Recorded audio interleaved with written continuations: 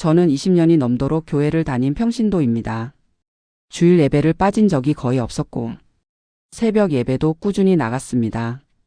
권사님들과 기도 모임도 함께 했고 믿음 좋다는 말을 자주 들었습니다. 그런데 저는 점집에 갔습니다. 기도하면서도 점을 봤습니다. 오늘은 그 이야기를 하려고 합니다. 부끄럽고 민망한 이야기이지만 누군가에게는 꼭 필요한 이야기일 것 같아서 이렇게 꺼내게 되었습니다. 지금부터 들려드릴 이야기는 몇 년 전 제가 직접 겪은 일입니다. 아직도 그 시간들이 선명하게 기억납니다. 그만큼 저에게는 크고 깊은 시간이었습니다. 그 일은 동네 골목에서 시작되었습니다. 어느 저녁이었습니다. 장을 보고 돌아오는 길이었는데 저만치 앞에 익숙한 뒷모습이 보였습니다. 교회에서 늘 앞줄에 앉으시던 분이었습니다. 새벽 예배에도 빠지지 않으시고 기도 소리가 누구보다 크셨던 분이었습니다. 권사님이셨습니다. 저는 반갑게 부르려다가 멈췄습니다. 그분이 골목 안쪽으로 들어가셨기 때문입니다. 빨간 등이 켜져 있는 집이었습니다. 처음에는 잘못 본 줄 알았습니다. 저와 같은 골목에 사시는 분이 다른 집을 방문하시는 거라고 생각했습니다. 그냥 지나쳤습니다. 그런데 며칠이 지난 뒤에 또 봤습니다. 이번엔 더 가까이서였습니다. 그분이 주위를 한번 살피시더니 그 집으로 들어가시는 걸 분명히 봤습니다. 그곳은 점집이었습니다. 저는 그 자리에 한동안 서 있었습니다. 발이 떨어지지 않았습니다. 충격이었습니다. 기도를 그렇게 많이 하시는 분이 점집을 가시다니, 아멘을 그렇게 크게 외치시던 분이 그곳 문을 열고 들어가시다니 이해가 되지 않았습니다. 저는 솔직히 그분을 판단했습니다. 마음속으로 고개를 저었습니다. 믿음이 저 정도밖에 안 되시는 건가 싶었습니다. 겉으로 드러내지는 않았지만 속으로는 분명히 그렇게 생각했습니다. 그때까지만 해도 저는 그랬습니다. 저는 스스로를 믿음이 좋은 사람이라고 여겼습니다. 흔들리지 않는 사람이라고 생각했습니다. 점이라는 것은 하나님을 모르는 사람들이나 가는 곳이라고 당연하게 여겼습니다. 그런데 그 생각이 언제까지 유지되었느냐 하면 얼마 되지 않았습니다. 권사님을 판단했던 그 무렵부터 제 인생도 조금씩 흔들리기 시작했습니다. 처음 신호는 남편 사업이었습니다. 남편은 작은 사업을 하고 있었습니다. 몇 년 전부터 어려워지기 시작했는데 그 무렵에는 더 심해져 있었습니다. 거래처가 하나둘 줄어들었고 매달 자금 걱정을 해야 하는 상황이 이어졌습니다. 남편은 말이 없어졌습니다. 밥을 먹으면서도 어딘가를 보는 눈빛이었고 자다가 일어나 앉아 있는 날도 있었습니다. 저는 그 모습을 보면서 함께 무너지는 기분이었습니다. 기도했습니다. 매일 새벽에 일어나 기도했습니다. 남편 사업이 회복되게 해달라고 하나님 앞에 간구했습니다. 눈물을 흘리며 기도한 날도 많았습니다. 그런데 상황은 바뀌지 않았습니다. 한 달이 지나도, 두 달이 지나도 변화가 없었습니다. 기도가 부족한가 싶어서 더 했습니다. 금식도 해봤습니다. 철야에도 나갔습니다. 그래도 달라지지 않았습니다. 아들 문제도 겹쳤습니다. 아들이 졸업한 지 꽤 됐는데도 취업이 되지 않고 있었습니다. 서류는 계속 떨어졌고 면접까지 간 곳도 최종에서 안 됐다는 연락이 왔습니다. 아들은 밖에 잘 나가지 않았습니다. 방에서 지내는 시간이 길어졌습니다. 저는 그 모습을 볼 때마다 마음이 찢어지는 것 같았습니다. 무어라 위로의 말도 못 건넸습니다. 뭘 해줄 수가 없었습니다. 그 와중에 건강검진 결과가 나왔습니다. 좋지 않은 수치가 나왔습니다. 크게 심각한 수준은 아니었지만 추가 검사가 필요하다고 했습니다. 혼자 병원 복도에 앉아 있던 그날이 기억납니다. 다리에 힘이 빠지는 느낌이었습니다. 남편 사업, 아들 취업, 제 건강. 세 가지가 동시에 눌러오고 있었습니다. 기도했습니다. 계속 기도했습니다. 하지만 기도하면서도 불안이 줄어들지 않았습니다. 오히려 기도를 마치고 나면 그 자리에서 다시 현실이 떠올랐습니다. 이상한 일이었습니다. 기도를 했는데 왜 마음이 평안하지 않은지, 저 자신도 이해가 되지 않았습니다. 믿음이 없어서 그런가 싶었습니다. 더 열심히 해야 하는데 하는 자책도 했습니다. 그러던 어느 날이었습니다. 지인과 이야기를 나누다가 자연스럽게 제 사정을 조금 털어놓게 되었습니다. 남편 사업이 힘들고 아들도 걱정이라고 했습니다. 그때 그분이 말씀하셨습니다. 거기 진짜 용하대. 처음엔 무슨 말인지 몰랐습니다. 조금 있다가 알아챘습니다. 어딘가 점집 이야기를 하시는 거였습니다. 저는 바로 말했습니다. 저는 교회 다니는 사람이에요. 짧고 단호하게 말했습니다. 그 이야기는 거기서 끝났습니다. 그런데 그 말이 머릿속에서 떠나지 않았습니다. 용하대. 이상하게 그 단어가 남아 있었습니다. 집에 와서도 생각이 났습니다.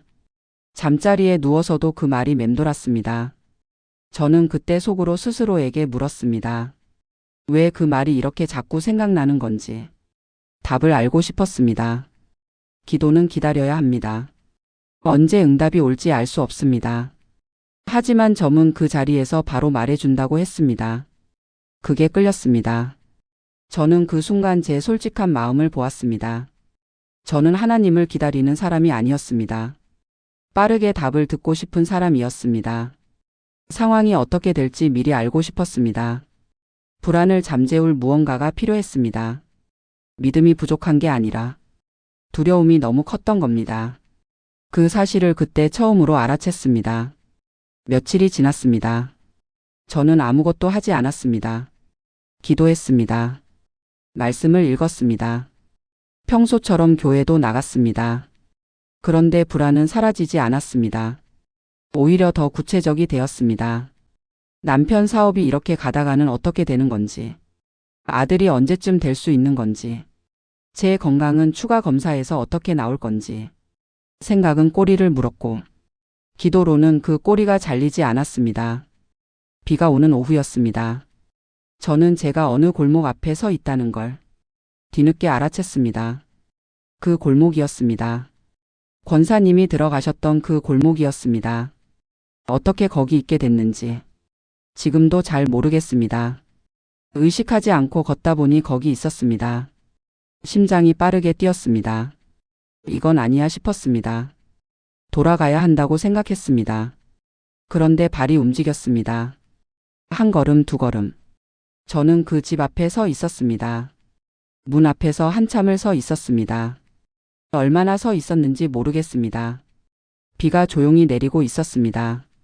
그리고 문을 열었습니다. 향 냄새가 났습니다. 공기가 달랐습니다.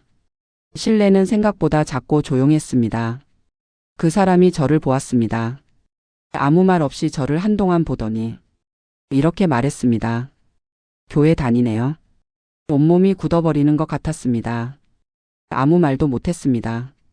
부인하고 싶었지만 그럴 수가 없었습니다. 이미 들어와 있었고 이미 문을 열었으니까요. 그 사람이 다시 말했습니다. 믿음은 있는데 불안이 더 크네요. 저는 그 순간 눈물이 날 뻔했습니다. 너무 정확했습니다. 믿음이 없어서 온 게 아니었습니다. 두려워서 왔습니다. 불안해서 왔습니다. 누군가 미래를 말해주기를 원해서 왔습니다. 그 사람은 이런저런 이야기를 해주었습니다. 남편 사업에 대해서도 말했고 아들에 대해서도 말했습니다. 제가 직접 말하지 않은 것도 어느 정도 짚어냈습니다. 저는 그 자리에 앉아서 그 말들을 듣고 있었습니다. 한편으로는 이상하다는 느낌이 들었습니다. 이곳이 어떤 곳인지 알면서도 그 말들을 붙잡고 싶다는 마음이 들었습니다. 집에 돌아오는 길이 무거웠습니다. 비는 그쳐 있었습니다. 마음은 후련하지 않았습니다. 잘못된 걸 했다는 걸 알았습니다. 이미 알고 있으면서도 했다는 것도 알았습니다. 그런데도 그 사람이 해준 말이 자꾸 떠올랐습니다. 그 말들을 믿고 싶은 마음이 있었습니다. 거기서 들은 이야기를 계속 되새겼습니다. 그날 밤은 잠이 잘 오지 않았습니다. 평안하지 않았습니다. 죄책감과 안도감이 이상하게 섞여 있었습니다.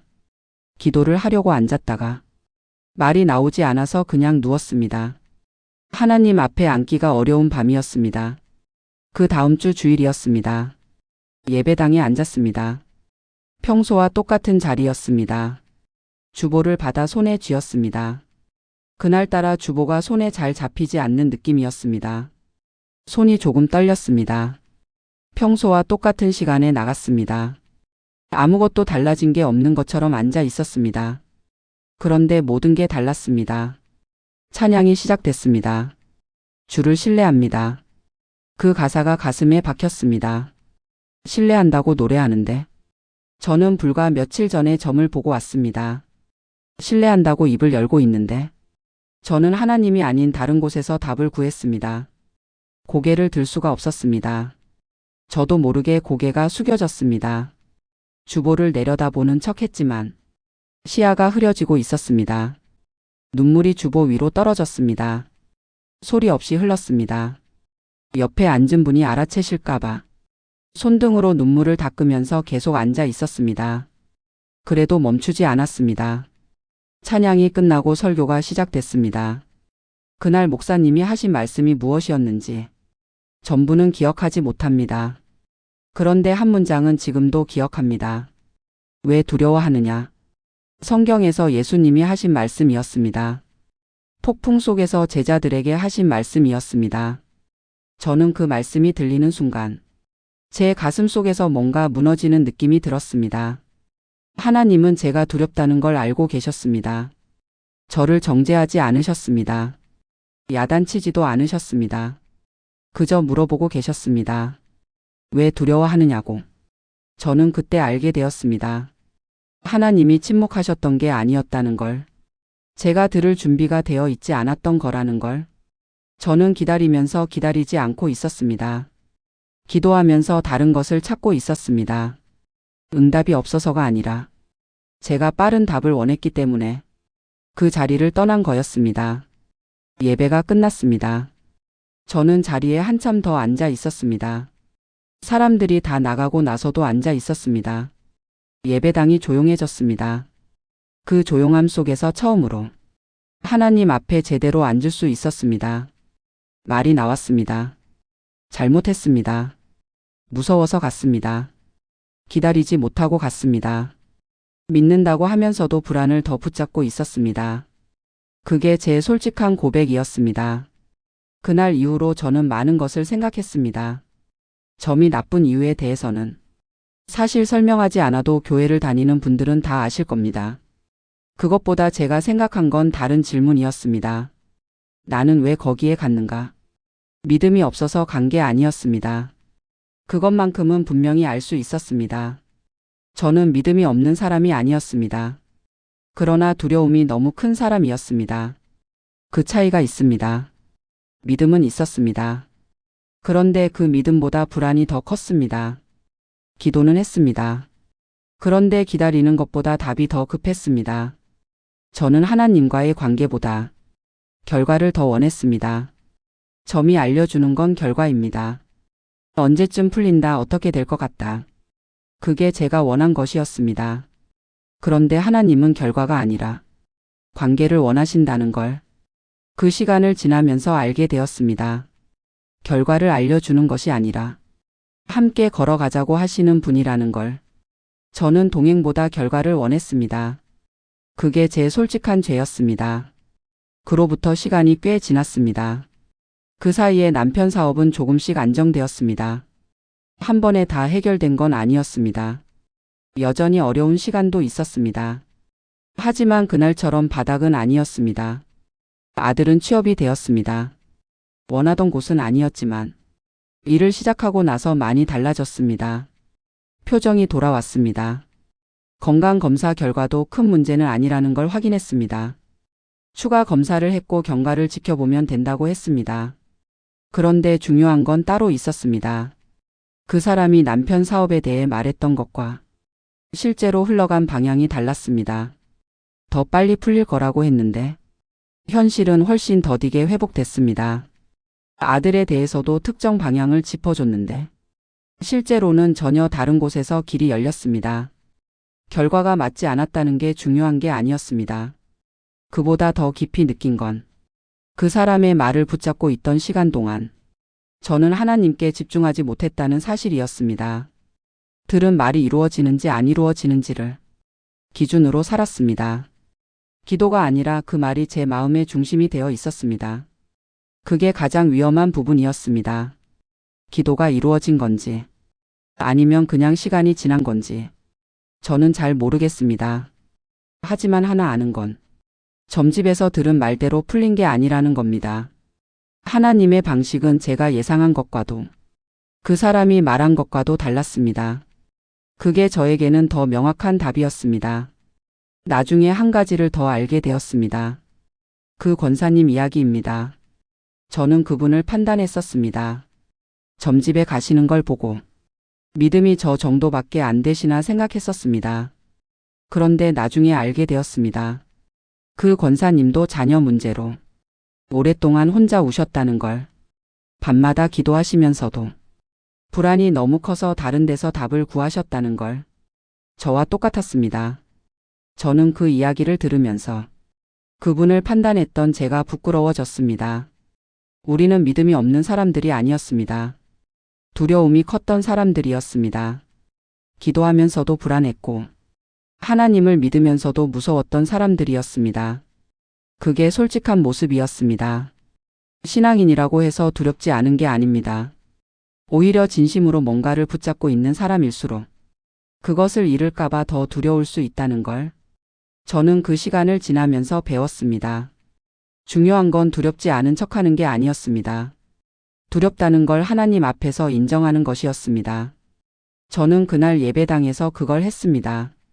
잘못했다고 고백했고 무서웠다고 말했습니다. 그게 제 신앙의 전환점이었습니다. 지금도 두려울 때가 있습니다.